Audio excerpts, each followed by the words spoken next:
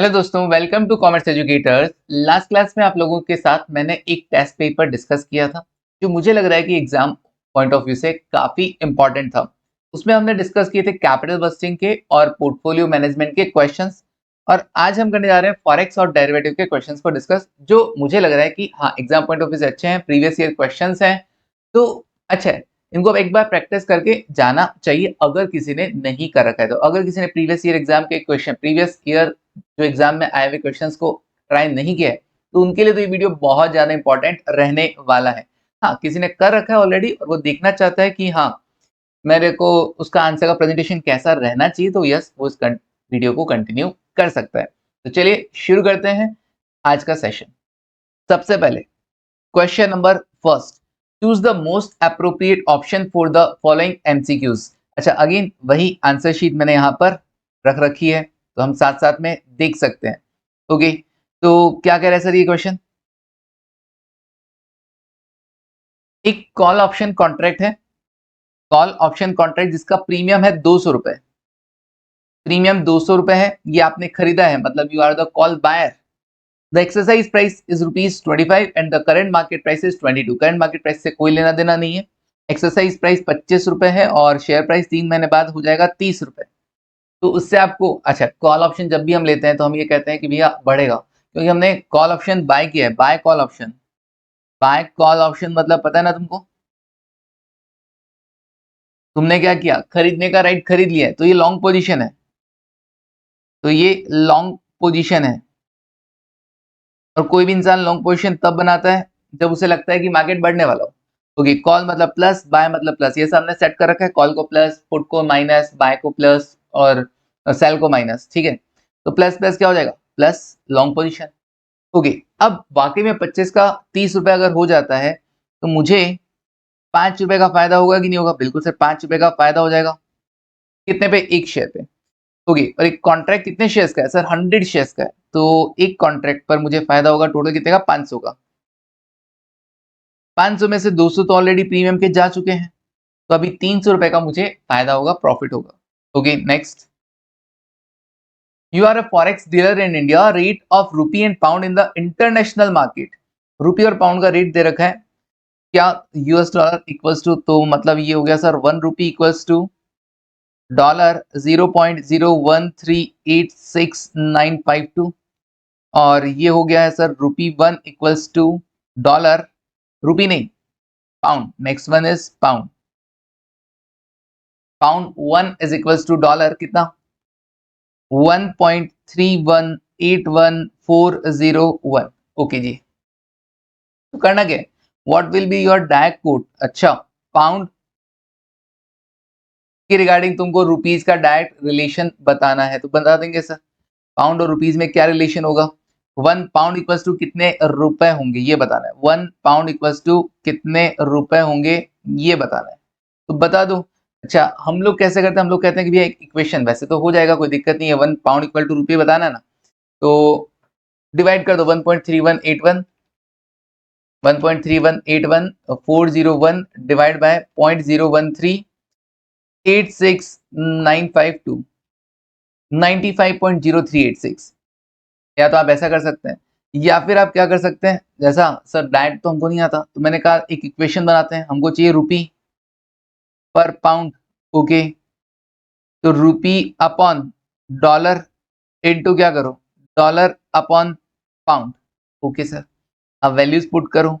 रुपी 1 और उसके अगेंस्ट में डॉलर कितना? डॉलर है 0.01386,952 और डॉलर और पाउंड में डॉलर है 1.3181,401 डिवाइड बाय पाउंड कितना? 1। तो अपने आप क्या होगा? ऐसा वैल्यूज अपने आप 1.3181,401 डिवाइड बाय 0.01386,952 हो जाएगा। डॉलर से डॉलर कैंसिल हो जाएगा, अपने पास आ जाएगा कितना? 1 पाउंड इक्वल्स टू रुपीस कितना? 95.03862,426। इतना बड़ा लिखने की जरूरत नहीं है, आंसर आ गया। चलिए डन है, क्रॉस करेंसी रेट्स का क्वेश्चन था। नाउ नेक्स्ट, अभी शेयर का प्राइस 120 रुपए, 6 महीने बाद शेयर का प्राइस या तो 150 हो जाएगा या 0.8 हो जाएगा। अच्छा सॉरी 150 हो जाएगा जिसका प्रोबेबिलिटी 0.8 है, और या फिर 110 हो जाएगा जिसका प्रोबेबिलिटी 0.2 है। A call option exists with an exercise price 130. What will be the expected value of call option at maturity date? Maturity date पर प्राइस क्या होगा? मैंने कहा देखो ऐसा है, 120 रुपए शेयर का प्राइस है, कोई ना जी, हमारा एक्सरसाइज प्राइस कितना है 130। तो अभी स्पॉट प्राइस ऑन एक्सपायरी हमारा हो सकता है 150 भी हो सकता है, 110 भी हो सकता है। Exercise price 130, 130। अच्छा, अब हमें एक्सरसाइज करना है कि नहीं करना, उसके बेसिस पर हम देखते हैं value of call option. Exercise price 130 है और मार्केट में रेट 150 हो तो yes, value of call option 20 होगा। लेकिन अगर मार्केट में 110 हुआ तो मैं एक्सरसाइज करने नहीं जाऊंगा कॉल के लिए, तो 0 हो जाएगा वैल्यू ऑफ कॉल ऑप्शन। ना प्रोबेबिलिटी कितना सर? इधर 0.8, इधर 0.2। Now expected value of call option क्या रहेगा? Expected value of call option 20 into 0.8 probability से मल्टीप्लाई किया 16, इधर 0, तो 16 इज द आंसर। 16 रुपए value of call option at maturity date. Okay, आगे बढ़ते हैं। Next, A Limited an export customer requested his banker B to purchase a bill for $80,000। कोई customer था, एक्सपोर्ट कस्टमर, अपने बैंकर का नाम बी को बोला कि यार तुम बिल खरीद लो डॉलर का, मेरे पास बिल आया है, बिल ऑफ एक्सचेंज, अब तुम उस डॉलर को खरीद लो, बदले में मुझे पैसे दे दो। कैलकुलेट द, वो बंदा तुमको पैसे दे देगा, ठीक है। मतलब बिल ऑफ एक्सचेंज नहीं होता है कि भैया किसी से बिल मुझे रिसीव हुआ, मैंने जाके बैंक को दे दिया, बैंक ने वो बिल खरीद लिया, तो मैंने तो डिस्काउंट करवा लिया ना बैंक से, बैंक मुझे पैसे दे देगा। अब बैंक को मैं क्या बोल गया, बैंक बैंक, वो बंदा आएगा और तुमको पैसा दे देगा। Okay, calculate the rate to be quoted to A Limited if, अब वो ए को क्या कोट करे अगर बी चाहता है 0.08% का कमीशन और इंटर बैंक रेट चल रहा है इतना। ओके, इंटर बैंक रेट मतलब आगे ले जाके वो भी तो बेचेगा, ठीक है ना, आगे ले जाके वो भी तो बेचेगा। तो अब भैया अगर बैंक आगे किसी और इंटर बैंक मार्केट में ले जाकर बेचेगा, मैं डॉलर बेच रहा हूं, है ना, तो बैंक डॉलर क्या करेगा आगे जाके, वो खरीदेगा कि नहीं खरीदेगा? खरीदेगा सर। देखो तो अपने से कितना रुपया चार्ज करेगा, देखते हैं, रुको, ये आंसर ही दिखा देता हूं मैं तुमको। ये आंसर शीट में आंसर्स लिखे हुए हैं, देखो बढ़िया से प्रेजेंटेशन कर रखा था मैंने यहाँ पे, ये 16 रुपए वगैरह यहीं से रीड कर लेते हैं। नाउ दिस वन, ये देखो, ए लिमिटेड गया बैंकर के पास, वो क्या कर रहा है, सेल कर रहा है डॉलर। डॉलर, उसके पास एक बिल ऑफ एक्सचेंज था, वो डॉलर के बदले रुपए लेने आया है, तो हम ये कहेंगे कि भैया ये बिल मैं तुमको दे रहा हूँ बैंक वालों, तुम मुझे क्या कर दो, रुपए दे दो। तो वो डॉलर सेल कर रहा है किसको, बैंकर को। अब बैंकर भी तो आगे क्या करेगा, बैंकर के पास क्या आ गए हैं, डॉलर आ गए, तो वो डॉलर आगे सेल करेगा। ये मान के चलो वो बिल, वो जो बिल है बिल ऑफ एक्सचेंज, उसको आप डॉलर की तरह ट्रीट करोगे, या वो बिल नहीं है, वो डॉलर्स है, ठीक है ना, खजाने की चाबी है वो, डॉलर मिलेगा ना उसके अगेंस्ट। तो अब वो डॉलर ले जाके तुम आगे अनदर बैंक में दे दोगे, तुम बेचोगे तो बैंक खरीदेगा। अब बैंक किस रेट पर खरीदेगा, वो सोचने लायक बात है। आगे अनदर बैंक किस रेट पर खरीदेगा, तो देखो रेट ऐसा है, $1 इक्वल्स टू रुपीज, एक 71.50 और एक 71.10 है। ऐसा इंटरप्रिटेशन सीखा था ना हमने, अगर 2 डिजिट दे रखा हो तो इन 2 डिजिट को रिप्लेस करना है। अब ये आया 71.50 स्लैश रुपीज 71.10। हमेशा ध्यान रखना, कम वाला बिड रेट होता है और ज्यादा वाला आस्क रेट होता है, ऑफर रेट होता है। अब बैंक ले जाकर अनदर बैंक को क्या कर रहा है, सेल कर रहा है, तो अनदर बैंक क्या कोटेशन दे रहा है, ये कोटेशन दे रहा है, तो अनदर बैंक तो डॉलर खरीद रहा है ना, तो लेफ्ट हैंड करेंसी जिस रेट पे खरीदा जाता है दैट इज बिड रेट 71.10।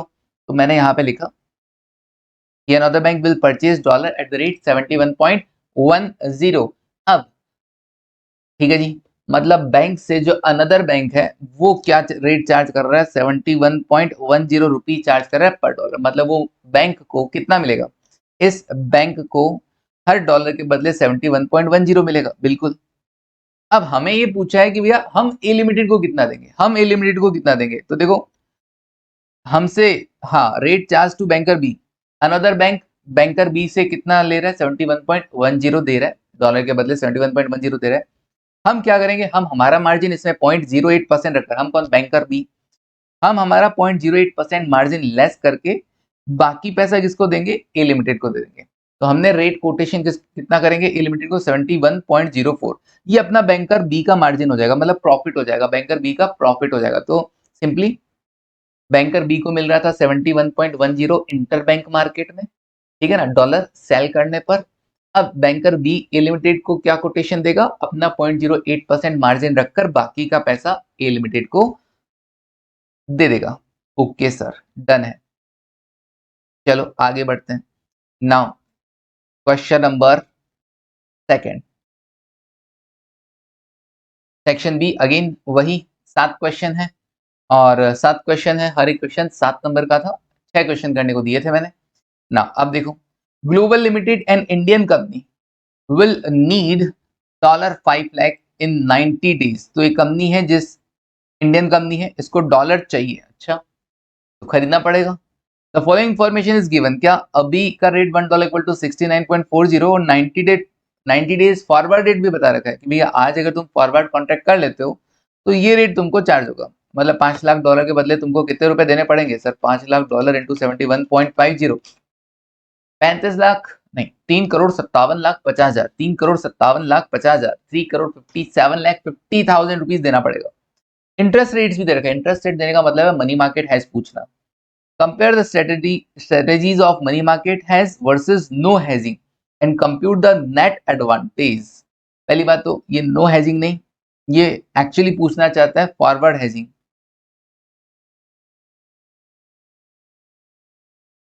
ठीक है ना, ये एक्चुअली पूछना चाहता है फॉरवर्ड hedging, और present calculation up to 2 decimal places, मतलब 2 डेसिमल पॉइंट तक ही हम आंसर बताएंगे। नो hedging का मतलब तो ये हो गया ना कि हम hedge नहीं कर रहे हैं। अब 90 डेज बाद जो भी रेट होगा $1 इक्वल टू, हम उसके अकॉर्डिंग क्या कर लेंगे, $5 लाख खरीद लेंगे। अब पूरा क्वेश्चन मैंने देखा यार 90 डेज बाद का तो रेट दे ही नहीं रखा है। 90 डेज बाद का $1 का रेट क्या होगा, वो रेट दे ही नहीं रखा है। तो नो हेजिंग में मैं बता ही नहीं सकता कि $5 लाख के बदले मुझे कितने रुपए देने पड़ेंगे, नहीं बता सकता, इसलिए नो हेजिंग का क्वेश्चन नहीं हो सकता। ये फॉरवर्ड हेजिंग का क्वेश्चन था, इसने नो हेजिंग। सर हम एग्जाम में कैसे पता करेंगे, भैया सीएमए इंस्टीट्यूट वाले जाना, तुम जानो, है ना, क्या कर सकते हैं बताओ, समझना पड़ेगा, थोड़ा दिमाग लगाना पड़ेगा। नो हेजिंग मतलब हम हेज नहीं करते, तो 90 डेज बाद मुझे $5 लाख खरीदने थे, तो 90 डेज बाद क्या रेट होगा, क्या रेट होगा उसके अकॉर्डिंग मेरे को पेमेंट करना पड़ता, लेकिन 90 डेज बाद का रेट मुझे नहीं दे रखा। अगर दिया हुआ होता तो नो हेजिंग वाला क्वेश्चन प्रॉपर था। मान लो ऐसा बोलता कि आफ्टर 90 डेज, एक्चुअल रेट दे रखा है तुमको, है ना, कि 90 डेज बाद $1 इक्वल टू रुपीज हो गया, मान लो 71। तो अब तुम $5 लाख के लिए कितना पे करते हैं सर, $5 लाख अगर हेजिंग नहीं होती तो इंटू 71, तो सर 3,55,00,000 का पेमेंट हो जाता, 3,55,00,000 का पेमेंट हो जाता, व्हेन नो हेजिंग, हेजिंग नहीं करते तो। ओके, बट ऐसा कोई रेट हमको गिवन नहीं है, तो नो हेजिंग का क्वेश्चन नहीं होगा, ये फॉरवर्ड से ही हमने को कंपेयर करना है। अब एक तो फॉरवर्ड हो गया, एक मनी मार्केट हो गया, तो कर लेते हैं सर। यूएस इंडिया रेट दे रखा, मनी मार्केट है, समझते हो ना। हाँ सर, मनी मार्केट में क्या होता है, हमको डॉलर चाहिए खरीदने, क्यों, क्योंकि हमको किसी को पे करना होगा। हम क्यों खरीदना चाहते हैं, क्योंकि हमको किसी को पे करना होगा। तो भैया ये मैं हूं, मुझे डॉलर पता है क्यों चाहिए, क्योंकि मुझे किसी को पे करना होगा, ये मेरा पेबल है। तो मैं क्या करूं सर, मैं एक काम करता हूं, मेरे को डॉलर पे करना है ना, तो कुछ ऐसा अरेंजमेंट कर लेता हूं कि कहीं से डॉलर मेरे पास क्या हो जाए, रियलाइज हो जाए, कितना, $5 लाख मेरे पास आ जाए। अब रियलाइज कहां से आएंगे, आएंगे कहां से, दान तो मिलेगा नहीं, कहीं थर्ड पार्टी अपने को पैसा देगा। अब थर्ड पार्टी क्यों देगा, क्योंकि आपने यहाँ पे पहले पैसा क्या किया है, इन्वेस्ट किया है।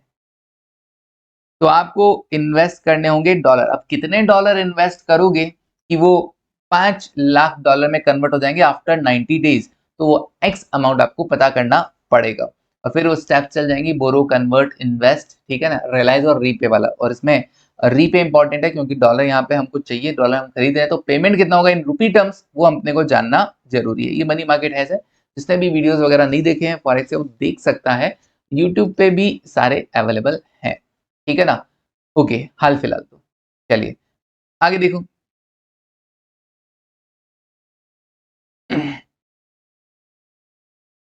तो सर डायरेक्ट आंसर देख लेगा, बिल्कुल है ना, इतना टाइम नहीं है कि अपन लिख लिख के करेंगे।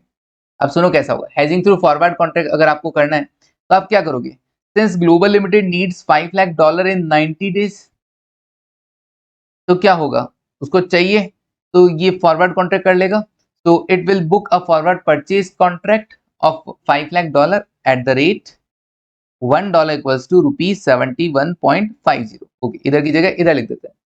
तो company will need after 90 days, company को चाहिएगा 90 दिन बाद क्या चाहिए सर, $5 लाख का खरीदने होगा तो 71.50 की रेट से 3,57,50,000 रुपए पे करना है। ओके, मनी मार्केट हैज में क्या होगा ये मैंने बना दिया था। अब इन्वेस्ट तो स्टार्ट किससे करना है, इन्वेस्ट का अमाउंट पहले पता करना ना, स्टार्ट इन्वेस्ट से करना पड़ेगा। तो एक्स अमाउंट मैंने माना कि हम इन्वेस्ट कर रहे हैं एक्स पर, अच्छा इन्वेस्ट किधर कर रहे हो, डॉलर, और तो डॉलर का रेट कितना इन्वेस्टमेंट का, तो डॉलर यूएस डॉलर में डिपॉजिट रेट है 1.25% 90 डेज का। अच्छा इन्वेस्ट इधर कर रहा हूं तो बोरो पक्का इंडिया में करूंगा, तो इंडिया का बोरो रेट देखो तो 1.25 और 3% अपने को काम आएगा। तो 1.25% से हमने देखा एक्स अमाउंट 90 डेज बाद कितना बन जाएगा सर, इंटू 90 बाई 360, 365 नहीं किया, अरे वो 90 डेज का रेट दे रखा है, वो रेट पर एनम नहीं है। तो ये एक्स अमाउंट मेरे पास आ गया कि इतना डॉलर मेरे को इन्वेस्ट करना पड़ेगा। इतना डॉलर इन्वेस्ट करने के लिए डॉलर होना भी तो चाहिए, तो मेरे को मैंने कहा भैया डॉलर डॉलर खरीदने जाऊंगा बैंक के पास।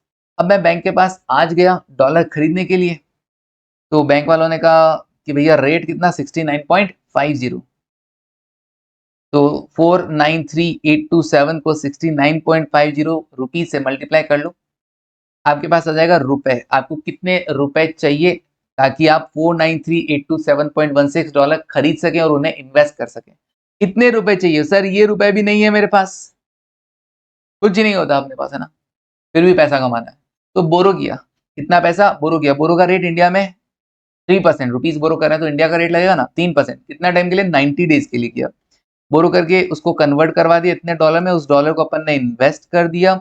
अब अपने को क्या करना है, सिंपली ये देखना था ना रीपे कितना करना है, हेजिंग मतलब हम आप अपने आप को सिक्योर कर रहे हैं कि फॉरेन करेंसी अमाउंट की जगह हमको होम करेंसी के अंदर कितना अमाउंट पे करना है या कितना अमाउंट रिसीव करना है।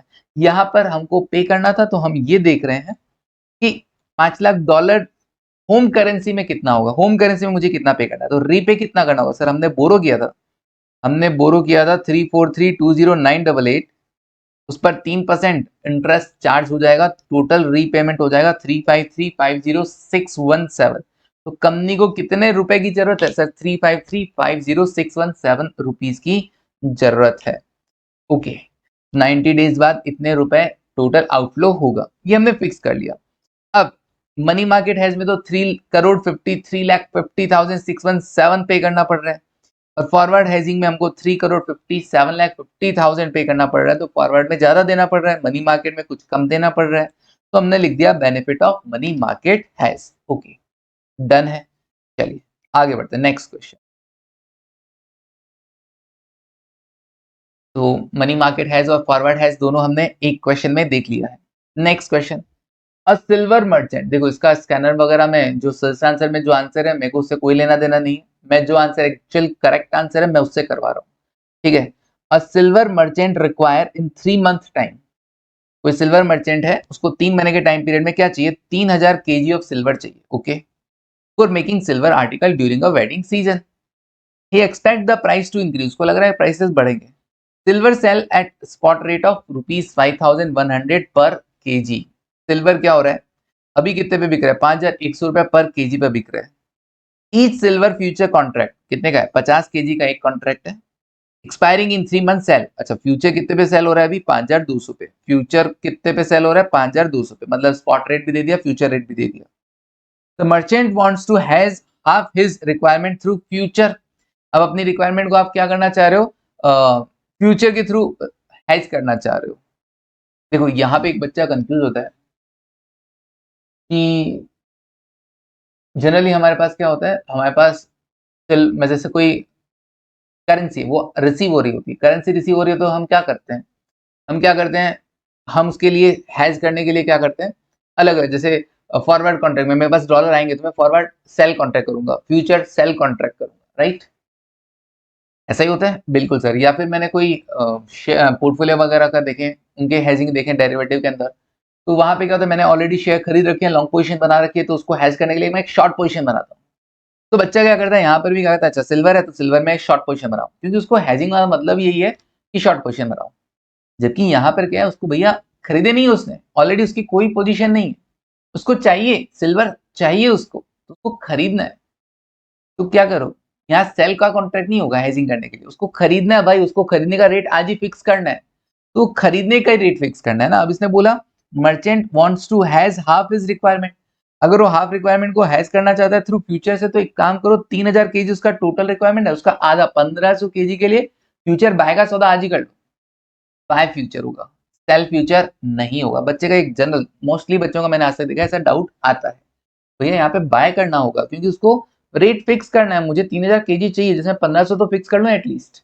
Okay, and leave the remaining half uncovered. Uncovered मतलब मैंने उसके लिए कोई हेजिंग नहीं किया 1500 केजी के लिए। Explain his position and gain and losses in the spot and future market, the number of future to be traded in, the effective price वगैरह वगैरह सब बताना है। ओके, अब मजे की बात, 3 महीने बाद का आपको स्पॉट रेट भी दे रखा है और फ्यूचर रेट भी दे रखा है। तो सुनना, जो तुमने फ्यूचर का सौदा किया होगा वो फ्यूचर से ही सेटल होगा। और आंसर स्कैनर के अंदर तो क्या कर रखा है, स्पॉट का स्पॉट से सेटल करवा रखा है। बताओ, यहां और यहां का डिफरेंस करके मामला सेटल कर रखा है। ऐसा नहीं होता है, ऐसा नहीं होता है, ठीक है ना, ऐसा नहीं होगा। सिंपल इतना सा है कि भाई 1500 केजी के लिए तो फ्यूचर का कॉन्ट्रैक्ट किया था ना तुमने, तो तुमने यहाँ पे बाय किया होगा, अभी तुम सेल कर दोगे, तो बाइंग कम पे है, सेलिंग ज्यादा पे है, तो 200 रुपए पर केजी का फायदा हो रहा है। 200 रुपए पर केजी इंटू 1500 केजी, 3 लाख का तुमको फायदा हो रहा है।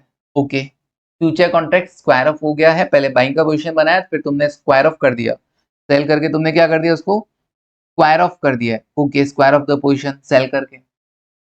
अब तुम क्या कर रहे हो, अब फ्यूचर का फ्यूचर से सेटलमेंट हो गया, अब तुम इस रेट पर क्या कर लो, 3000 केजी पूरा खरीद लो। सर 3000 क्यों, 15 से तो खरीदना है? अरे 1500 नहीं खरीदना है, पूरा 3000 खरीदना है। क्यों, फ्यूचर का सौदा किया था तुमने 1500 में, वो सौदा किया और स्क्वायर ऑफ करके खत्म भी हो गया। एक्चुअल फिजिकल डिलीवरी तो होता ही नहीं ना फ्यूचर में, कैश सेटलमेंट होता है, वो तो सौदा हुआ और कैश सेटल हो गया। नफा तो नफा, नुकसान तो नुकसान, इधर नफा हो रहा है, फायदा हो रहा है। अब तुमको जो तुम्हारी रिक्वायरमेंट है 3000 केजी की, वो तो तुमको खरीदनी पड़ेगी ना 5250 में। तो सर फिर इसमें हेजिंग किधर हुआ, हेजिंग कैसे हो गया? अरे हेजिंग होता है क्योंकि फ्यूचर का रेट किस पे डिपेंड करता है, स्पॉट पे तो डिपेंड करता है, अंडरलाइंग एसेट पे। तो अगर फ्यूचर की रेट में कोई चेंज आ रहा है तो उसके अकॉर्डिंग स्पॉट की रेट में भी चेंज आएगा। फ्यूचर बढ़ रहा है तो स्पॉट भी बढ़ेगा, ठीक है ना, और फ्यूचर डाउन हो रहा है तो स्पॉट भी डाउन होगा, है ना। अब देखो आपका भी यहाँ पे 5200 का 5400 हो गया, स्पॉट रेट भी बढ़ के 5100 का 5250 हो गया। मुझे यही तो डर था कि स्पॉट रेट बढ़ जाएगा, अभी 5100 में, बाद में 5250 में हो जाएगा। मैंने कहा भाई एक काम करते हैं, अपन फ्यूचर खरीद लेते हैं, ये बढ़ने दे, रेट को बढ़ने दे। मैं कहा स्पॉट बढ़ेगा तो फ्यूचर भी तो बढ़ेगा, तो ये 5200 का ये भी तो 5400 हो जाएगा। ओके, तो इसमें फायदा कमा लेंगे, सेटअप हो जाएगा। यहाँ पे मान लो भले ही अपने को एक्स्ट्रा पे करना पड़ रहा है, यहाँ पे 5250 इंटू 3000, 5250 इंटू 3000 पैसा लग रहा है, टोटल 1,57,50,000 रुपए लग रहा है मेरे पास से। लेकिन फ्यूचर का सौदा किया तो उसमें 3 लाख बच भी तो रहे थे, 3 लाख माइनस कर लो, कॉस्ट कम हो गई, 1,54,50,000 मेरा लगेगा 3000 केजी के लिए। तो 5150 मेरा इफेक्टिव रेट पड़ेगा। तो मैंने अपने आप को हेजिंग किया, सिक्योर किया बढ़ती हुई रेट से। मार्केट में रेट 5250 है, लेकिन मेरे को पड़ेगा कितना, 5150 का पड़ेगा। कैसा होगा प्रोसीड वो देखो। स्पॉट रेट 5250 पर केजी, फ्यूचर इज 5400। ठीक है, स्पॉट बढ़ा तो फ्यूचर भी बढ़ेगा। फ्यूचर में बाइंग का पोजीशन बना रखा था तो फायदा हो जाएगा। स्पॉट रेट बढ़ा तो अपने को ज्यादा कॉस्ट आएगा, लेकिन फ्यूचर में फायदा हो जाएगा। पोजीशन क्या है, टोटल रिक्वायरमेंट 3000 केजी का है, क्वांटिटी टू बी हैज आपको आधा हैज करना है, 1500 केजी हैज कर लोगे। तो उसके लिए 1500 केजी का सिल्वर, 1500 केजी सिल्वर के लिए तुम क्या कर लोगे, फ्यूचर कॉन्ट्रैक्ट कर लोगे, परचेज कर लोगे future contract. Okay, number of lot पूछा था तो बता दो सर 50 केजी का एक लॉट है, 1500 केजी के लिए 30 लॉट करने पड़ेंगे। अब गेन और लॉस देख लेता हूँ, गेन और लॉस में कितना होगा, 50 केजी का एक लॉट है, lot size into number of lot into difference, कमाई कितनी हुई 200 रुपए पर सिल्वर कमाई और 1500 50 केजी इंटू 30 1500 केजी का टोटल तुमने सौदा किया था, 3 लाख रुपए का तुमको फायदा हो गया है, गेन हो गया है। अब इफेक्टिव प्राइस क्या रहेगा, 3000 केजी तुम बाइंग करोगे, एक्चुअली तुमको 3000 केजी रिक्वायर्ड था, 3000 केजी जब तुम बाइंग करोगे तो 3000 केजी जब बाइंग करोगे उसमें से 3 लाख रुपए तो तुमको फायदा हो रखा है, जिससे तुम्हारी कॉस्ट कम हो गई है। ओके, तो तुम्हारी नेट कॉस्ट इफेक्टिव कॉस्ट पड़ी 1,54,50,000 डिवाइड बाय 3000 केजी करने पर केजी का रेट आ जाएगा 5150। ओके सर, नाउ इसी के अंदर एक और था, सेकंड पार्ट, अगर स्पॉट रेट 5000 हो और फ्यूचर 4900 हो जाए, मतलब स्पॉट रेट अगर डाउन होगा तो फ्यूचर भी डाउन होगा, बिल्कुल। तो क्या होगा सर, टोटल रिक्वायरमेंट 3000 केजी का है, 1500 हैज करोगे, 1500 हैज करोगे तो 1500 के लिए तुम क्या कर लोगे, परचेज कॉन्ट्रैक्ट कर लोगे। आज का रेट 5200 है, नंबर ऑफ लॉट वही 30 लॉट आएगा, गेन या लॉस, इस बार लॉस हो जाएगा सर, फ्यूचर हमने बाय किया 5200 पे और वो फ्यूचर का रेट 4900 हो गया, 300 रुपए का नुकसान हो जाएगा, 300 इंटू 1500 कीजिए ना, 4.5 लाख का नुकसान। नुकसान की वजह से तुम्हारी कॉस्ट बढ़ जाएगी, लेकिन कॉस्ट बढ़ेगी, लेकिन एक बात बताओ ना, स्पॉट रेट भी तो कम हुआ, खर्चा भी तो कम बढ़ेगा। 3000 केजी तुम 5000 की रेट से खरीदोगे तो 1,50,00,000 पड़ेगा, 4.5 लाख का तुमको लॉस हो गया था फ्यूचर के अंदर, टोटल कॉस्ट 1,54,50,000 बैठेगा, कितना पर केजी 5.50। सर ये दोनों में हर बार सेम आएगा, ऐसा जरूरी नहीं है सेम आए, इन्होंने इस तरीके से डेटा ले रखा है इसलिए इनका सेम आ गया, ठीक है। इफेक्टिव प्राइस कितना आएगा, 5150 पर केजी आ गया, डन। तो इस तरीके से क्वेश्चन करना है देखो, 5150। ओके, इफेक्टिव प्राइस समझा क्या, फ्यूचर का फ्यूचर से सेटलमेंट हो जाएगा। सर कभी कभी क्या होता है, क्या कभी कभी क्या होता है सर, ये हाँ फ्यूचर का फ्यूचर से सेटलमेंट हो गया, स्पॉट में एक्चुअल में तुमने बाय कर लिया, स्पॉट बेसिस पर एक्चुअल डिलीवरी ले, ये तो ये हुआ इस क्वेश्चन की बात। कभी कभी क्वेश्चन ऐसे भी बनते हैं जिसमें तुमको स्पॉट रेट गिवन नहीं होता है, फिर क्या करोगे सर, फिर क्या करेंगे, ऐसा पॉसिबल है क्या। मैं कहा जनरली क्या होता है, वो उस केस में क्या होगा, या फिर केवल स्पॉट रेट गिवन होगा, फ्यूचर गिवन नहीं होगा। ऐसे केस में मानते हैं ना, एक्सपायरी वाले टाइम, एक्सपायरी वाले दिन स्पॉट रेट और फ्यूचर रेट क्या होता है, सेम होता है। बस ऐसा मान लेना, स्पॉट रेट और फ्यूचर रेट क्या है, सेम है। अब फ्यूचर का फ्यूचर से सेटलमेंट कर लेना, स्पॉट रेट पे तुम खरीद लेना, बस। ओके सर, चलो आगे बढ़ते हैं, नेक्स्ट। चलो ये तो रहने दो, क्या दिक्कत है। क्वेश्चन नंबर 4 देखते हैं, क्वेश्चन नंबर 4। तो इस पे नया टाइप का क्वेश्चन हुआ ना अपना एक, बिल्कुल सर ये एक नया टाइप का क्वेश्चन हमारा हो गया है ना। क्वेश्चन नंबर 4 देखो, ये तो भैया शानदार क्वेश्चन है, नहीं पढ़ के गया तो होगा भी नहीं। 1 अगस्त 2019 a bank entered into a forward purchase contract, शानदार क्वेश्चन है ना, ध्यान दो। अच्छा स्कैनर में इसका भी आंसर है ना गलत, एक जगह छोटा सा गलत मिस्टेक दे रखा है वहां पर, वो ऐसे होगा ही नहीं, सॉल्व नहीं होगा। तो 1 अगस्त 2019 एक बैंक है enter into a forward purchase contract with an export customer. Okay, तो बैंक ने परचेज कॉन्ट्रैक्ट किया एक्सपोर्ट कस्टमर से, कितने डॉलर का, $25,000 का, ठीक है। Due on 1 November at an exchange rate कितने पर, 72.60। तो फॉरवर्ड परचेज कॉन्ट्रैक्ट किया है किस रेट पर, 72.60 पर, $25,000 का, $25,000 का। Okay, and covered its position, ये बैंक वाले बड़े शाने होते हैं, तुमसे करते हैं लेकिन कॉन्ट्रैक्ट, लेकिन साथ ही साथ खुद को आगे हैज करके चलते हैं। तो कवर इंटरबैंक मार्केट में ना, कवर किया अपनी पोजीशन मार्केट में किस रेट पर, 72.65। इसने देखा मैं तुमसे क्या है, डॉलर है क्या, डॉलर खरीदूंगा 72.60 पर, और आगे जाके मार्केट में कॉन्ट्रैक्ट कर लिया कि ठीक है भाई मैं डॉलर बेचने आऊंगा, तुम मुझे 72.65 रुपीज दे देना। ओके, मतलब कस्टमर से डॉलर, कस्टमर ले जाकर डॉलर इसको देगा बैंक को, और बैंक आगे ले जाकर इंटरबैंक मार्केट में किसी और बैंक को ये डॉलर सेल कर देगा। Okay, $25,000।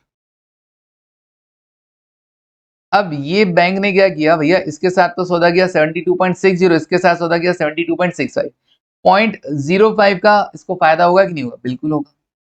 The customer remain silent on the due date, customer silent है, चुप रह गया, कुछ बोला ही नहीं, बैठा रहा। ड्यू डेट आ गई, कुछ नहीं बोला, हे भगवान कोई ना।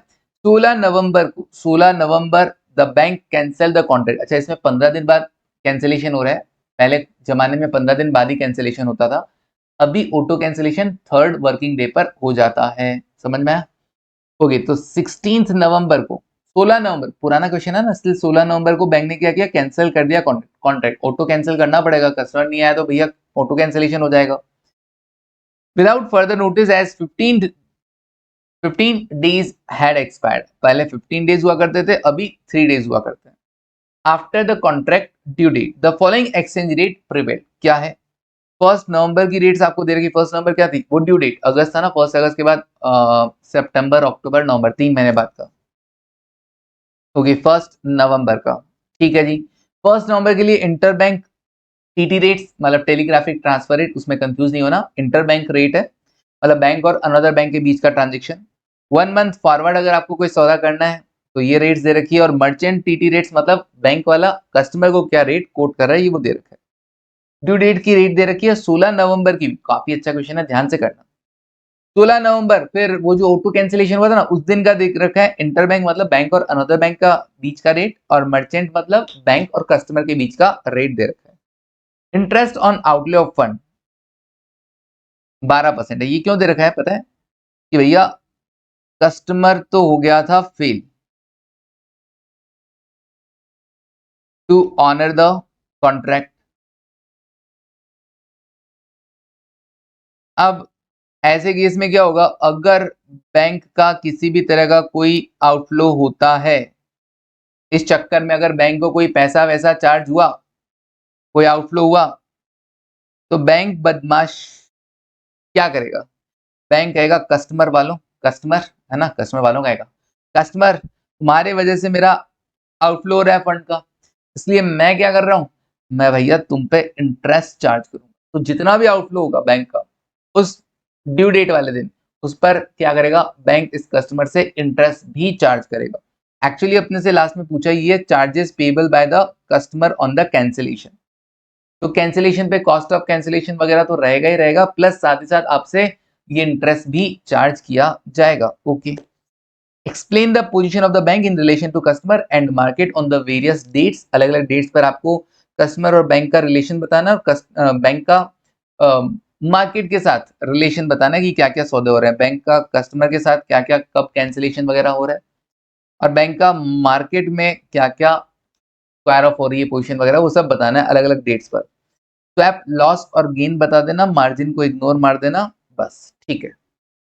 बताएंगे सर, जो भी गेन लॉस होगा जिधर होगा बताएंगे।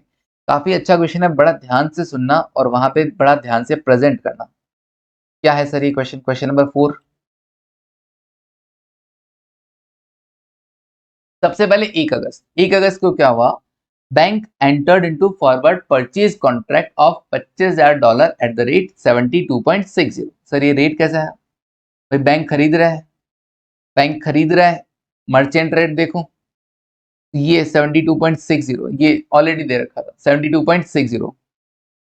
सेम इसी दिन उसने क्या कर लिया, bank cover itself in interbank market by entering into forward sale, जो तुमसे खरीद रहा हूं कस्टमर वालों वो ले जाकर बेच दूंगा, किस रेट पर? 72.65 पर। ओके, तो बैंक वालों को लग रहा था कि भैया मैं 0.05 का अगर सब कुछ ड्यू डेट पर सेटल हो जाता तो मुझे क्या होता, ये कस्टमर मेरे से आता और डॉलर खरीदता, है ना, सॉरी डॉलर बेचता, मैं कस्टमर को दे देता 72.60, फिर वही $25,000 ले जाकर मैं अनदर बैंक को देता, और वो अनदर बैंक मुझे 72.65 की रेट से पैसा दे देता पर डॉलर, तो 0.05 का मुझे फायदा हो जाता पर डॉलर, इंटू $25,000 करूं तो मुझे ₹1250 का फायदा हो जाता, अगर ड्यू डेट को सब कुछ सेटल हो जाता तो। लेकिन क्या हुआ, ड्यू डेट को कस्टमर ने डिफॉल्ट किया। अब इंटरबैंक मार्केट में क्या पोजीशन होगी, कस्टमर ने तो डिफॉल्ट कर दिया, मैंने तो आगे सौदा कर रखा था, तो इंटरबैंक मार्केट में मैंने बताया कि 1 नवंबर को क्या होगा, मैंने क्या करके आया था सर, मैं सेल का सौदा करके आया था, मैंने सेल किया था ना पहले, बिल्कुल। अब वो सेल का सौदा अंडर फॉरवर्ड कॉन्ट्रैक्ट जो भी रेट से मैंने किया था, किस रेट से? 72.65, मैंने सेल कर दिया डॉलर, मेरे पास तो बहुत पैसे है ना, इंटरबैंक को मैंने 72.65 की रेट से वो डॉलर बेच दिए। बात खराब नहीं होनी चाहिए, बैंक वाला थोड़ा ना ऐसा ड्यू डेट को कैंसिलेशन करवा देगा, कस्टमर तो चलो है ही, गया गुजरा, ठीक है ना, कस्टमर ने तो क्या किया, ठीक है नहीं आया, बट ऐसा बैंक थोड़ा ना कर सकता है कि हाँ ड्यू डेट पे नहीं गया, बैठा है ऑटो कैंसिलेशन का वेट कर रहा है, नहीं, बैंक को अनदर बैंक से सौदा क्या करना पड़ेगा, स्क्वायर ऑफ करना पड़ेगा। तो उसने क्या किया, सेल कर रखा था $25,000, सेल किया 72.65 से। ओके, अब सेल किया है तो उसको अपनी वापस डॉलर मेंटेन तो करना पड़ेगा ना, ऐसे थोड़ा ना कि डॉलर सेल करके बैठ गया। उसने वापस डॉलर खरीदा, परचेज किया डॉलर, किस बेसिस पे, स्पॉट बेसिस पे, जो भी रेट चल रहा होगा स्पॉट बेसिस पे उसने खरीदा। कहां से, इंटरबैंक रेट से। इंटरबैंक रेट में स्पॉट बेसिस पे डॉलर खरीदने का रेट, मैं डॉलर खरीद रहा हूं मतलब इंटरबैंक मार्केट में मुझे डॉलर का सेल का रेट चाहिए, डॉलर का सेल का, मैं खरीद रहा हूं ना, मतलब मैं अभी कस्टमर की तरह हूं ना, तो मैं खरीद रहा हूं मतलब बैंक बेच रहा है, ये 70, अनदर बैंक बेच रहा है 72.60। मैं कौन अभी फिलहाल बैंक, इंटरबैंक रेट देगा मेरे को खरीदना, मैं मतलब बैंक खरीदेगा कितने डॉलर, $25,000। तो अनदर बैंक उसको कोट कर रहा है, ऑफर रेट कर रहा है ना, ऑफर रेट 72.676। ओके, अब देख लो जी, मैंने बेचा 72.65 पे और खरीदा 72.76 पे, कितने का नुकसान हुआ सर, ₹0.11 पर डॉलर का नुकसान हो रहा है। $25,000 पे टोटल ₹2750 का नुकसान हो गया, किसके कारण, तेरे कारण, तेरे कारण, कस्टमर के कारण। कि कस्टमर के कारण मेरा इतना पैसा गया है भैया, आगे चल के मैं कस्टमर से ही इस पर इंटरेस्ट चार्ज करूंगा 2750 पर। ओके, अब बैंक क्या करे, बैंक कह रहा है भैया अभी कस्टमर आया थोड़ी ना है, तो बैंक क्या कर रहा है, इंटर बैंक मार्केट में एक फिर से सौदा कर रहा है, एक न्यू 1 मंथ फॉरवर्ड कॉन्ट्रैक्ट कर रहा है अगेन, क्योंकि कस्टमर तो आएगा, वो कभी भी आ सकता है, वो सेल करेगा आपको डॉलर, आप खरीदोगे और ले जाकर अनदर बैंक को बेच दोगे, तो फॉरवर्ड सेल कॉन्ट्रैक्ट अगेन एक कॉन्ट्रैक्ट करना पड़ेगा, मतलब कैंसिल एंड रीबुक जैसा हो गया, कैंसिल एंड रीबुक। $25,000 का 16 नवंबर के लिए 72.95, ये 72.95 कैसे है सर, 1 मंथ फॉरवर्ड का सौदा कर रहे हैं, बिल्कुल 1 मंथ, 1 नवंबर को, अब 16 नवंबर का तो नहीं कर सकते ना, 16 दिन बाद का रेट तो नहीं दे रखा, तो 1 मंथ फॉरवर्ड का सौदा करना पड़ेगा। मैं सेल करूंगा तो बैंक खरीदेगा, अनदर बैंक खरीदेगा, तो 72.95, 72.95 डन। ये सौदा करके अपन बैठ गए आज। तो ये 1 नवंबर की कहानी है कि मुझे इंटरबैंक मार्केट में जाकर क्या करना पड़ेगा, जो मैंने डॉलर सेल करने के लिए बोला था वो डॉलर सेल करना होगा, और क्योंकि मैंने उसको डॉलर बेच दिया है और स्पॉट बेसिस पे मुझे डॉलर खरीदना भी पड़ेगा, तो मैंने खरीद लिया इंटरबैंक रेट से खरीदा। अब 1 मंथ फॉरवर्ड का एक और सौदा कर लिया फॉरवर्ड सेल का, क्योंकि एक्चुअल कस्टमर से तो मैंने सौदा कर रखा था कि मैं डॉलर खरीदूंगा, तो मुझे उसको बेचना का वापस सौदा करना पड़ा, खुद को फिर से कवर करना पड़ा। अब आई 16 नवंबर, auto cancellation date. Interbank market में क्या हो रहा है, इंटरबैंक मार्केट में तो मैंने कहा था मैं आऊंगा और बेचूंगा, तो 72.95 पे ना, तो बेच दो भैया, ये तो करो और परचेज कर लो अगेन स्पॉट बेसिस पे। ओके, स्पॉट बेसिस पे खरीदा, तो मैं खरीदा तो बैंक क्या करेगा, अनदर बैंक बेचेगा, तो इंटर बैंक में ऑफर रेट देखो कितना रहा, 72.71, 72.71। ओके, तो 72.71 पे मेरे को खरीदना पड़ेगा। अभी बेचा ज्यादा में, खरीदा कम में, बेचा ज्यादा में, खरीदा कम में, फायदा हो गया, इस बार फायदा हो गया ₹6,000 का फायदा। ओके, ये फायदे में कस्टमर को कुछ नहीं मिलेगा, कस्टमर के भरोसे थोड़ा ना था क्या, उधर तो सर आप इंटरेस्ट चार्ज कर रहे की बातें कर रहे थे इस पे, इधर इसमें से कुछ नहीं देने वाले, कुछ नहीं दूंगा मैं उसको, ऐसे भी ड्यू डेट के बाद अगर वो आता है तो उसको गेन प्रोवाइड नहीं करवाया जाता है। ओके, ये तो हुआ इंटरबैंक का। अब कस्टमर आज हुआ ऑटो कैंसिलेशन, ऑटो कैंसिलेशन तुमने क्या कर रखा था सोना, मैंने बैंक ने परचेज कर रखा था ना, अभी मैं सेल कर रहा हूँ है ना, तो bank will enter into a sale contract with customer on spot basis. अच्छा, सेल का रेट क्या होगा, अभी इंटरबैंक देखें या मर्चेंट, सर इस बार मर्चेंट देखो, तो मर्चेंट में मैं सेल कर रहा हूं, मैं सेल कर रहा हूं तो 72.78 पर होगा, 72 पॉइंट, मैं कोटेशन मेरे हिसाब से है ना, 72.78 पर सेल होगा। ओके, खरीदा कितने पे था जरा ध्यान से देखना, कस्टमर से सौदा किया था, बैंक खरीदेगा 72.60 और बेच रहा है 72.78, फायदा हो रहा है बैंक को कितने का, 4,500। ये फायदा कैसे होगा, ये भैया फायदा तब होगा जब कस्टमर मुझे ये पैसा ला के देगा, इस सौदे में मेरे और कस्टमर के बीच में मुझे फायदा हो रहा है। मुझे फायदा कैसे होगा, कस्टमर मुझे पे करेगा, तो ये 4,500 मुझे कस्टमर से रिकवर करने, और केवल यही नहीं, वो जो आउटफ्लो हुआ था ना इसकी वजह से जो आउटफ्लो हुआ था 2750, उसका इंटरेस्ट, ये 2750 तो तेरे से चार्ज नहीं कर रहा हूँ, क्योंकि चल ठीक है मेरे को गेन हो गया, असल गेन नहीं होता तो अरे तो भी नहीं होता, लेकिन इस पर इंटरेस्ट तो चार्ज करूंगा ना, ये 4,500 तेरे नाम के प्लस वो 2,750 का जो इंटरेस्ट है वो भी तेरे से चार्ज करूंगा। तो 4,500 तो लेना ही लेना है, प्लस वो 2,750 पे इंटरेस्ट 12%, कितने दिन का? 15 दिन का। 15 दिन का क्यों? क्योंकि 15 दिन ही तो ड्यू डेट के बाद 15 दिन ही तो लगा आउटफ्लो पे इंटरेस्ट, तो बस 15 दिन का मैंने इंटरेस्ट चार्ज कर लिया। 4,513 रुपए 56 पैसे में टोटल कस्टमर से चार्ज करूंगा। तो काफी अच्छा क्वेश्चन है, काफी अच्छा क्वेश्चन था और बड़ी सिंप्लीफाइड वे में मैंने यहाँ पे प्रेजेंट किया है। आपके स्कैनर में सजेस्टेड आंसर में बिल्कुल भी इस तरीके से प्रेजेंट नहीं किया गया है कि आपको समझ में आए। और एक मिस्टेक भी है, कभी मुश्किल ही होगी या तो बच्चे रट लेते हैं इसको, इस क्वेश्चन को जनरली बच्चा रट लेता है।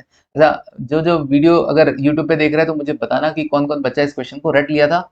एक बार ऐसा ऐसा लिख देना रट लिया था, या फिर बोल देना कि पढ़ा ही नहीं था, पढ़ा ही नहीं था, नहीं पढ़ा तो पढ़ा ही नहीं था। और कोई बच्चा नहीं सर मैंने खुद सॉल्व कर लिया था, वो भी लिख देना मैंने, हाँ मैंने किया।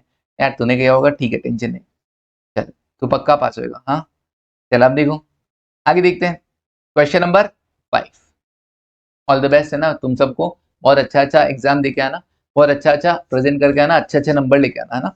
मेरे ऐसा दिल से दुआ है तुम लोगों को कि तुम पास हो जाओ बढ़िया बढ़िया नंबर से। Spot price of share of bevel limited, fifth question, ये क्या है? स्पॉट प्राइस दे रखा है कंपनी का 356, फेस वैल्यू 10 रुपए, 3 महीने का फ्यूचर कॉन्ट्रैक्ट का रेट दे रखा है, स्पॉट रेट भी हो गया फ्यूचर रेट भी हो गया, चाहता क्या? Other features of contract and relevant information are as follows. Time to expiry 3 महीने का मेच्योरिटी पीरियड है, एनुअल डिविडेंड 30% है, तो 10 रुपए का 30% होगा ना, फेस वैल्यू का 30%, 3 रुपए का डिविडेंड हो गया, 3 महीने बाद मिलेगा। बोरिंग रेट 20% है। सर ये क्वेश्चन कैसा बन रहा है समझ में नहीं आ रहा, फ्यूचर है स्पॉट रेट है क्या चल रहा है? और फ्यूचर सौदे के बारे में बता रखा है, बोरिंग रेट बता रखा है। Based on the above as an investor अपना you are required to calculate the theoretical forward price. हाँ थ्योरेटिकल तुमको आता है निकालना sir. Spot price adjusted into e to the power r plus c minus y, है ना, r plus c minus y, okay, into T, है ना, into T भी करना है। Also explain whether any arbitrage opportunity, तो पक्का पक्का ये जो फ्यूचर प्राइस निकल जाएगा वो इस फ्यूचर से मैच नहीं करेगा, मैच नहीं करेगा तो आर्बिट्रेज अपॉर्चुनिटी एग्जिस्ट करेगा। और एक्सप्लेन करना मतलब बता दो भैया किस तरीके से तुम पैसा कमाओगे, कितना कमाओगे। तो देखो सबसे पहले तो थ्योरेटिकल फॉरवर्ड प्राइस निकाला, फॉर्मुला लगा spot price adjusted into e to the power r plus, sir आप तो बहुत कुछ बोले थे, e to the power r plus c minus y into t, okay. C for carrying cost होता है, Y फॉर डिविडेंड यील्ड होता है, दोनों ही नहीं थे तो C और Y नहीं लिखा, केवल e to the power RT लिख दिया, ओके। सर डिविडेंड तो था ना, डिविडेंड यील्ड नहीं था, डिविडेंड था वो 30%, डिविडेंड यील्ड नहीं था, 30% फेस वैल्यू पे दे रखा था। अब जब भी फेस वैल्यू पे हो तो 10 रुपए का 30% 3 रुपए डिविडेंड अमाउंट में आ गया, तो अमाउंट में आता है तो हम स्पॉट प्राइस को एडजस्ट करते हैं ना, तो स्पॉट प्राइस को हमने क्या कर दिया, माइनस कर दिया dividend divide by e to the power RT से, ओके। तो स्पॉट प्राइस एडजस्टेड आ गया, इसको e to the power RT 3 महीने बाद का मैंने फ्यूचर वैल्यू निकाल लिया, ये बोरिंग रेट 20% था, मेरे काम आ गया। नाउ अब क्या करें sir, theoretical rate 371, actual rate 386, actually market में थ्योरेटिकल 353 है ना। अच्छा एक चीज यहाँ ध्यान रखना, यहाँ पर एक रेट का गलत लिख दिया गया है, ये स्पॉट प्राइस एडजस्टेड जो था वही लिख दिया, तो उसको करेक्ट करना। थ्योरेटिकल फ्यूचर प्राइस 353 नहीं है, थ्योरेटिकल फ्यूचर प्राइस है 371.2546, ओके डन, बस इतना सा मिस्टेक था और कुछ नहीं।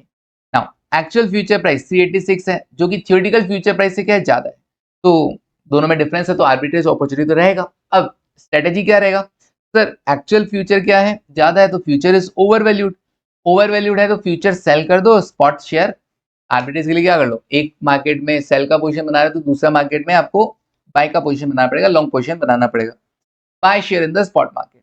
अब प्रोसेस क्या रहेगा, सबसे पहले तो फ्यूचर सेल कॉन्ट्रैक्ट किया जा रहा है और बेवल लिमिटेड का किस रेट पर, फ्यूचर रेट पर। फ्यूचर रेट कितनी थी, एक्चुअल फ्यूचर प्राइस 386, साथ ही साथ क्या किया जा रहा है, बाय किया जा रहा है share in the spot market, spot market में रेट कितना है, स्पॉट मार्केट में रेट 356 है, तो buy share in the spot market 356। इससे क्या होगा, अच्छा फ्यूचर का सौदा करने पे मार्जिन मनी लगता है, लेकिन क्वेश्चन में मार्जिन मनी के बारे में कुछ नहीं बोला, हम इग्नोर करके चल रहे हैं, ओके। तो हम फ्यूचर के रिगार्डिंग कोई आउटफ्लो कंसिडर नहीं कर रहे हैं। हाँ स्पॉट मार्केट में अपने 356 जा रहे हैं, तो 356 है थोड़ी ना अपने पास, तो अपने को क्या करना पड़ेगा सर, इसके लिए अपने को पैसा बोरो करना पड़ेगा, अच्छा, है ना, पैसा बोरो करना पड़ेगा। ये रिपीटेशन है, इसको हटा देना ना, 2 बार लिखा हुआ है, ये पीडीएफ का झंझट है। ओके, तो 356 मुझे बोरो करना पड़ेगा 20% से, कितने टाइम के लिए? 3 महीने के लिए बोरो कर लेंगे सर। ओके, अब तो पैसा 356 इधर आउटफ्लो हुआ और मैंने बोरो किया तो ये मेरा इनफ्लो गया। आज का हिसाब बराबर। ओके, जितना आउटफ्लो था उतना मेरा इनफ्लो हो गया। 3 महीने बाद मैं क्या करूंगा? सेल करूंगा शेयर्स को। अच्छा सर, फ्यूचर का सौदा फ्यूचर से सेट ऑफ होता है, लेकिन 3 महीने बाद का तुमको फ्यूचर रेट दे रखा है क्या? नहीं। तो फिर अब ये कैश सेटलमेंट ना होके क्या बन जाएगा? फिजिकल सेटलमेंट बन जाएगा कि नहीं बन जाएगा? बन जाएगा। तो ये जो शेयर तुमने खरीदा था वो ले जाकर जिस रेट में तुमने फ्यूचर का सौदा किया था ले जाकर बेच देना। Sell share against future contract, 386 पे तुमने बेचा। अब क्या कर रहे हो? सर ये समझ में आता है ना तुमको, है ना? ऐसा तो समझ में आना चाहिए तुमको। तो जो शेयर खरीदा था तुमने, कहा था ना फ्यूचर में वादा किया था ना, मैं आऊंगा और शेयर बेचूंगा 386 में, तो वो ले जाके शेयर तुमने बेच दिया। ओके, 386 में पैसा जो बोरो किया था उसका रीपेमेंट कर दो। तो 356 जो बोरो किया था into E to the power RT किया, ये तुमने पेमेंट कर दिया 374.255। डिविडेंड तुमको मिल गया 3 रुपए का। 3 महीने बाद डिविडेंड भी तो मिल रहा है 3 रुपए का। ओके, अब कैश इनफ्लो आपको देखना है, नेट प्रॉफिट देखना है आफ्टर 3 महीना कितना हुआ। तो सर शेयर बेचने से 386 रुपीज आए हैं, प्लस डिविडेंड मिल गया 3 रुपए का, माइनस रीपेमेंट हुआ 374.255। डन। तो नेट प्रॉफिट अपना रहा 14.745। अच्छा, ये तो 3 महीने बाद का इनफ्लो हुआ। आप एक और काम करना, ये तो 3 महीने बाद का, ये आंसर प्रेजेंट करके आओगे। कभी कभी वो क्या करता है सजेशन आंसर में प्रेजेंट वैल्यू टर्म्स में आंसर निकालता है, उसका स्ट्रेटजी थोड़ा अलग तरीके का फॉलो करता है, तो उसका प्रेजेंट वैल्यू टर्म्स में आंसर आता है। तो तुम एक काम और करना, इसी को प्रेजेंट वैल्यू में और कन्वर्ट करके आ जाना। E to the power r t से डिवाइड करके आ गए। 3 महीने बाद का था ना, तो e to the power r 20% time 3 महीना डिवाइड कर दिया तुमने, ये आ गया प्रेजेंट वैल्यू टर्म्स में। उसको जो अच्छा लगेगा वो आंसर सही कर देगा। 3 महीने बाद इतना और प्रेजेंट वैल्यू टर्म्स में इतना, उसको हाईलाइट करके आना है sir. Present value terms colour same रखना है, एक ही कलर से यूज कर, एक ही पेन यूज कर सकते हो, बट तुम ऐसा हाईलाइट करके आना present value terms after 3 months. अगले का नजर जाना चाहिए, पता चले, है ना? बुद्धू हो कोई। चलो अब देखो, आगे बढ़ते हैं। नेक्स्ट हो गया सर, बिल्कुल फायदा हो गया, आर्बिट्रेज प्रोसेस अपन ने बता दिया। नाउ क्वेश्चन नंबर 6 देखते हैं। ये तो इजी है क्वेश्चन। इन्वेस्टर ने 4 महीने का कॉल ऑप्शन खरीदा on the equity share of unlimited of ₹10, which the current market price, ध्यान से करना, लेकिन इजी है, लेकिन अगर नहीं पढ़ा होगा तो शायद नहीं कर पाओगे। करंट मार्केट प्राइस 132 है, एक्सरसाइज प्राइस 150 रुपया है, you expect the price 120 to 190। Okay, expected share price, तो उनका प्रोबेबिलिटी आपको दे रखा है 120 से 190 का। 120 हो सकता है, 140 हो सकता है, 160 हो सकता है, 180 हो सकता है, 190 हो सकता है, उनका प्रोबेबिलिटी दे रखा है। पहला क्वेश्चन तुम कर दोगे expected share price at the end of the 4 month, तो सिंपली उनको उनकी प्रोबेबिलिटी से मल्टीप्लाई करना था और कुछ नहीं करना था। कितना आएगा? तो ये आएगा, सिंपली प्रोबेबिलिटी से मल्टीप्लाई किया 160.50 आ गया। ठीक है जी। अगला क्वेश्चन क्या पूछ रहा है? Value of call option at the end of 4 month, call option की वैल्यू क्या होगी 4 महीने बाद, if the expected price prevail. Expected price calculate करवाया और बोल रहा है एक्सपेक्टेड प्राइस ही प्रिवेल कर रहा है, तो कॉल ऑप्शन की वैल्यू कितनी होगी? 160.50 अगर कॉल शेयर का प्राइस होता है, तो एक्सरसाइज प्राइस कितना था सर? एक्सरसाइज प्राइस 150 रुपया था, 150 रुपया देगा कॉल ऑप्शन। 150 रुपए का एक्सरसाइज प्राइस का कॉल ऑप्शन 160.50 रेट हो जाता है, तो 10 रुपए 50 पैसे का फायदा हो रहा होगा।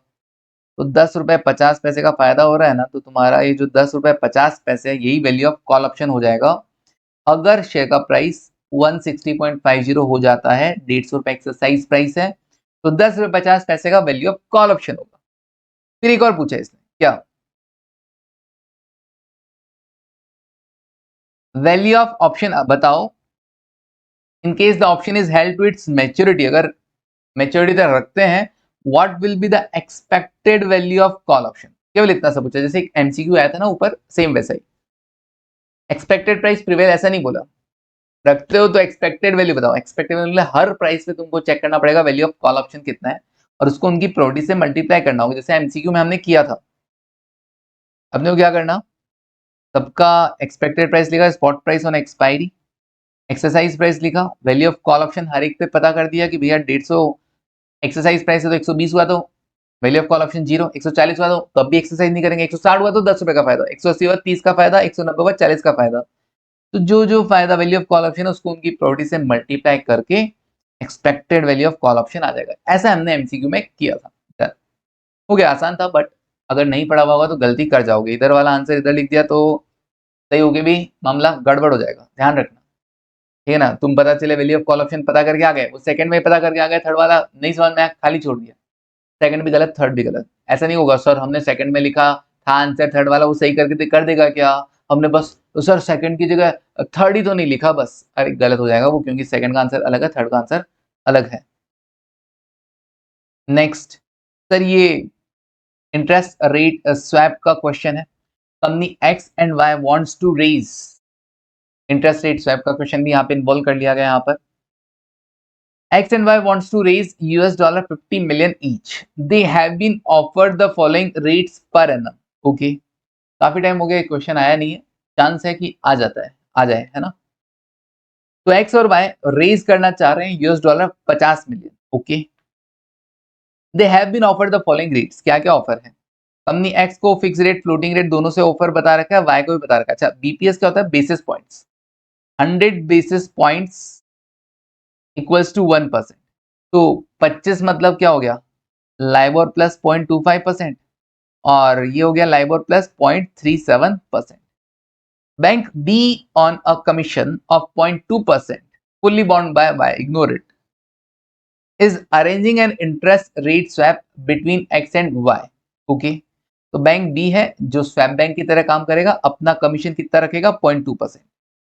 X wants a floating rate and Y wants, desired rate दे रखा है, X को फ्लोटिंग पे चाहिएगा, X को फ्लोटिंग पे चाहिए और Y को चाहिए फिक्स पे। ओके, पक्का इसका ऑपोजिट इनको सस्ता पड़ेगा? बिल्कुल पड़ेगा सर। ऐसे पड़ रहा है इनको 8.45 प्लस 0.25, 8.45 प्लस 0.25, 8.7 पड़ रहा है, और वैसे कितना पड़ेगा? 7.5 प्लस 0.37, 7.87 पड़ेगा। कितना फायदा होगा? 0.83% का फायदा होगा अगर एक्स फिक्स पे ले ले और वाई फ्लोटिंग पे पैसा बोरो कर ले, तो 0.83% का फायदा होगा। Workout the payable and receivable on the swap in the percentage. Percentage में बताना है कितना एक दूसरे को फायदा होगा, कौन किसको कितना परसेंट दे रहा है, कहां से आ रहा है, कहां को जा रहा है। Given that benefit after commission are shared between X and Y. Commission के बाद जो बचेगा सेविंग उसको कौन बेयर कर रहा है? एक्स एंड वाई बेयर कर रहे हैं 60 और 40 के परसेंट में।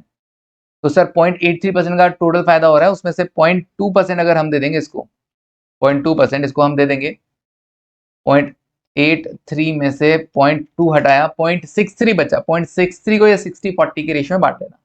वो विल बी बॉन्ड बाय वाई हटा देना। उसमें तो ऐसा पढ़ने को आ रहा है कि भैया कौन देगा, उसके अकॉर्डिंग तो सारा का सारा पैसा बैंक वो वाई देगा, वाई के जो सेविंग होगी उसमें से दिया जा रहा है। लेकिन नीचे लाइन बदल दी उसने, नीचे लाइन बोला कि उसको कमीशन देने के बाद 100/60-40 में शेयर करेंगे, तो ये जाना इंपॉर्टेंट है, इसको हटा देना।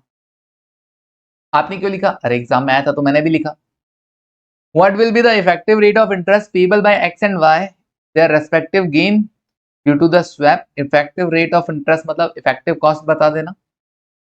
How many dollar does each save, कितने डॉलर को बचेंगे ये भी बता देना। बता देंगे सर कितने डॉलर बचेंगे, ठीक है, परसेंटेज में बता देना। Okay, how many dollar does each save. आगे देखो, आंसर देखो अब तुम कैसा होगा। सबसे पहले डिफरेंशियल पता करते हैं, प्रोसेस फिक्स है अपनी ना। डिफरेंशियल पता करोगे, कंपनी एक्स और वाई ऑब्जेक्टिव, सबसे पहले डिफरेंशियल पता किया जाएगा। ऑब्जेक्टिव लिखा तुमने फ्लोटिंग और फिक्स, एक्स का फ्लोटिंग था और वाई का फिक्स था। तो फ्लोटिंग, एक्स के फ्लोटिंग के लिए मैंने येलो कलर से हाईलाइट किया, वाई के फिक्स के लिए भी येलो से हाईलाइट किया। नाउ अब ऑपोजिट को भी मैंने देखा, मैंने कहा ठीक है जी, अगर ऐसा करते हैं ना, यू वाला यू है ना, अगर हम इस तरीके से ऑपोजिट अगर लोन लें तो कितना फायदा होगा, हमने देख लिया था 0.83% का फायदा हो रहा है, बट प्रेजेंटेशन का तरीका हम अलग रखते हैं, डिफरेंशियल निकालते हैं। मैं कहा देखो यहां से यहां इसको उल्टा करता हूं, यहां से यहां इसको 0.12% फायदा हो रहा है, यहां से यहां इसको 0.95% फायदा हो रहा है। तो 0.95 में से ये जो डिफरेंशियल तुमने कैलकुलेट किया इसका भी डिफरेंस ले लोगे, 0.95 माइनस 0.12, 0.83% का तुमको क्या हो रहा है, फायदा हो रहा है। 0.83% का तुमको क्या हो रहा है, फायदा हो रहा है, जिसमें से 0.2% बैंक ले जाएगा, 0.60 अपने लिए बचेगा, जिसको हम 60-40 के रेशियो में बांट लेंगे। ये सेविंग्स हो गया परसेंटेज में। ये फिक्स स्टेप्स होता है ऐसा, है ना। डिफरेंशियल निकाल लो, सेविंग्स निकाल लो, सेविंग्स में से शेयर वगैरह देख लो। तो पहला differential, then savings, then net cost. अब नेट कॉस्ट क्या, एक्स क्या चाहता था, एक्स चाहता था फ्लोटिंग पे एल प्लस 0.25, उसमें से उसकी शेयरिंग हटा दो, सेविंग हटा दो, तो एल माइनस 0.125% इसका नेट कॉस्ट बैठेगा। ऐसे वाई, वाई चाहता था फिक्स पे, तो फिक्स पे अगर लेता तो उसको 8.45% पड़ता, माइनस क्या कर दो, उसका हिस्सा 0.252%, सेविंग्स में उसका हिस्सा लेस किया, अब उसका इफेक्टिव कॉस्ट आ गया 8.198%। स्वैप स्ट्रक्चर भी मैंने डिजाइन कर दिया है यहाँ पर, है ना। पहला स्टेप डिफरेंशियल, दूसरा सेविंग्स, तीसरा नेट कॉस्ट, चौथा स्वैप स्ट्रक्चर। स्वैप स्ट्रक्चर में हम कहेंगे भैया एक्स ने मार्केट में हमारे कहने पे फिक्स रेट से लिया, चाहता तो वो फ्लोटिंग से था, बट हमारे कहने पे फिक्स से लिया, और वाई ने हमारे कहने पे, एक्स ने हमारे कहने पे फिक्स से लिया और वाई ने हमारे कहने पे फ्लोटिंग पे लिया। अब किसी एक को तो भाग दौड़ करनी पड़ती है ना, ठीक है ना। तो हमने कहा भैया फायदा किसको हो रहा था, स्ट्रॉन्गर कंपनी कौन है, स्ट्रॉन्गर कंपनी सर देखो इधर एक्स को मार्केट वाले फायदा पहुंचा रहे हैं। क्यों, एक्स को फ्लोटिंग में भी फायदा है, फिक्स में भी वाई के कंपैरिजन में फायदा है, कम रेट चार्ज किया जा रहा है, तो मतलब एक्स बड़ी कंपनी होगा, तो फिर वो भागदौड़ नहीं करेगा। भागदौड़ कौन करेगा, वाई करेगा। तो एक्स कहेगा देख भाई मैं तेरे कहने पे ये 7.5% मार्केट में दे रहा हूं, एक काम कर तू मुझे ये 7.5% दे दे, मैं तेरे को वो रेट दे देता हूं कि अगर मैं स्वैप में नहीं आता तो मेरे को कितना पड़ता, अगर मैं स्वैप में नहीं आता तो मेरे को लाइबोर प्लस 0.25 पड़ता, ये मैं तेरे को दे देता हूँ, डन। तेरा, तू मुझे क्या दे दे, जो भी सेविंग्स हो रही है उसमें मेरा हिस्सा है जो मुझे दे दे, बस डन। और वाई, तू स्वैप बैंक को ही तू ही दे देना, 0.2% तू ही दे देना, ओके 0.2%। तो यहाँ पे टू बी बॉन्ड बाय वाई मतलब ये भी हो गया कि भैया वो वाई के हाथों से ये सारा काम होना था, तो वाई ही स्वैप बैंक को इधर 0.2% दे रहा है, ठीक है जी। तो उस लाइन का मतलब आई थिंक ये होना चाहिए, ओके डन है, स्वैप स्ट्रक्चर बन गया। अब इतना करके आ जाओ, बहुत है, अगर इसके लिए टाइम नहीं हो, अगर तुमको ये नहीं आता हो तो, ठीक है ना। एक बार एक्शन देख लेना, ये जो लिखा है मैंने वो सब वही लिखा है। सबसे पहले जो मैंने बोला, कंपनी एक्स क्या करेगा, मार्केट से लोन लेगा 7.5 से, कंपनी वाई लेगा लाइबोर प्लस 0.37% से, राइट। फिर उसके बाद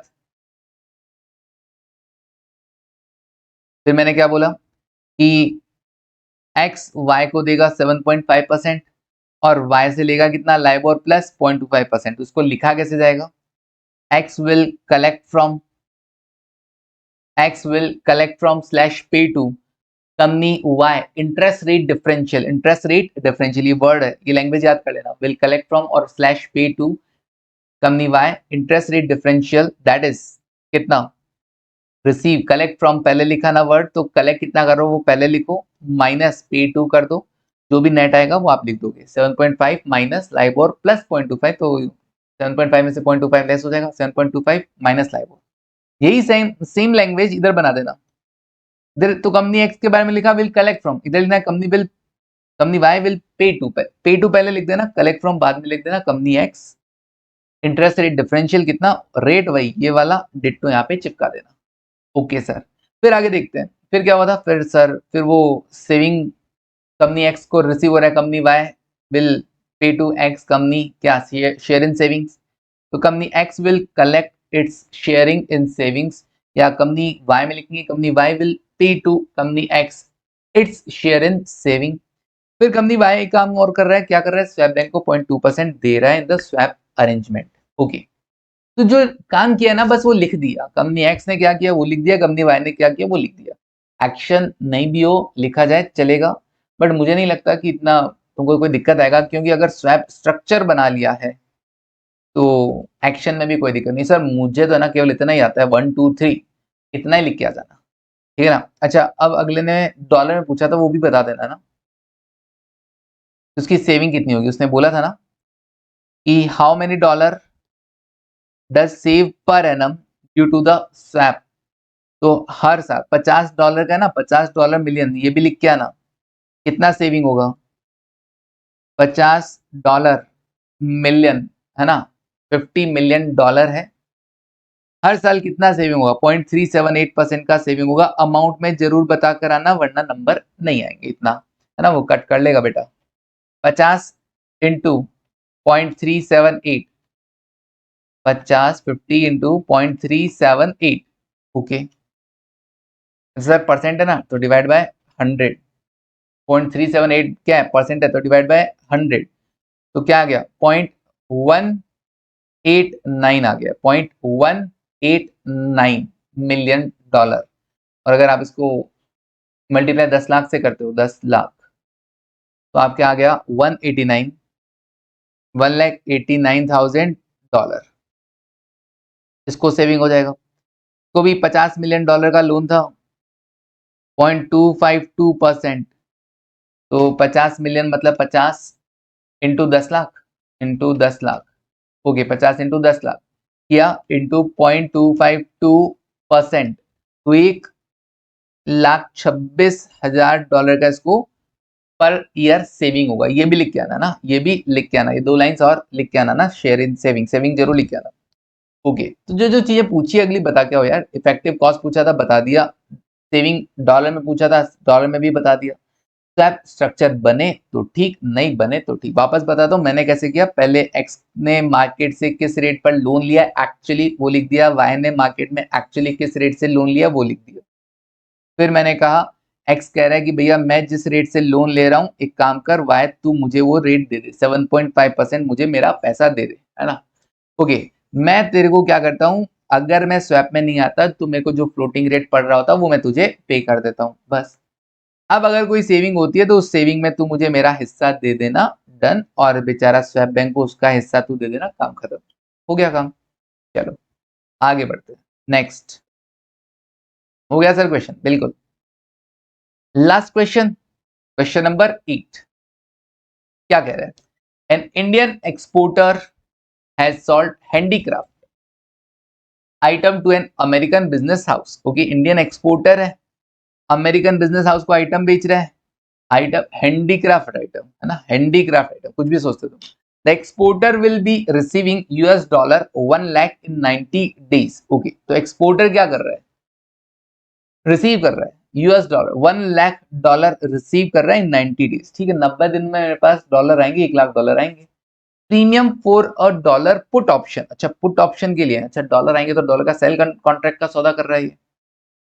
तो डॉलर का सेल के लिए पुट ऑप्शन का प्रीमियम बताया, स्ट्राइक प्राइस 71 है, 90 days settlement is ₹1। Okay, premium ₹1 का है, ₹1 पर डॉलर है ना, ₹1 पर डॉलर है। और अ डॉलर पुट ऑप्शन $1 ₹71 का है, तो ये जो प्रीमियम है वो भी $1 का है।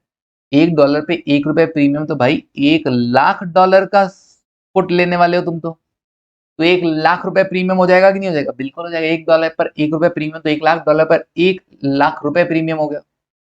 Exporter anticipate the spot rate, 90 days बाद रेट हो जाएगा 69.50, उसको ऐसा लगता है। मैं कहा अच्छी बात है, क्या उसे हैज करना चाहिए? तो देख लो, अगर वो हैज नहीं करता है तो 69.50 तो मिल ही जाएगा। $1 लाख इंटू 69.50। अगर वो हैज करता है तो क्या होगा? तो सर हैज करने में स्ट्राइक रेट 71 है, 71 रुपीज उसको मिलेगा। 71 बेचने से, राइट टू सेल है ना, तो $1 लाख लाके बेचूंगा, स्ट्राइक प्राइस 71, तो $1 लाख इंटू 71। सर कोई नंबर ऑफ लॉट वगैरह कुछ नहीं, नहीं डायरेक्ट $1 लाख इंटू 71, 71 लाख मुझे मिलेंगे।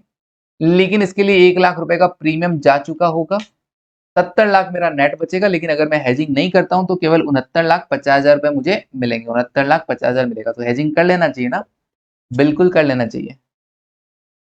तो मैंने आंसर क्या लिखा, $1 लाख रिसीव होंगे तो भैया बंदा अपने को क्या करना पड़ेगा, डॉलर सेल करना पड़ेगा। तो अपने को एक पुट ऑप्शन खरीदना है, डॉलर के लिए बोले तो पुट ऑप्शन खरीद लो। स्ट्राइक प्राइस ₹71, प्रीमियम ₹1 पर डॉलर। अगर 90 डेज बाद 69.50 रेट होता है तो benefit of hedging through option क्या बोला, सेल कर देंगे $1 लाख स्ट्राइक रेट पर 71 पर, और प्रीमियम दिया 1 लाख का, नेट फायदा 70 का हुआ। 70 में से अच्छा अगर अपन हेजिंग नहीं करते तो 69/50 का अपने को 69,50,000 मुझे मिलते। तो हेजिंग का फायदा कितना हुआ, 50,000 का हो गया। ओके सर, अगला पूछ रहा है नेक्स्ट क्वेश्चन में, if the exporter is anticipating spot rate 70.50 और 71.50 तो क्या होगा? अच्छा, रेट 69.50 की जगह वो सोच रहा है 70.50 और 71.50 होगा, तब हमें क्या करना चाहिए?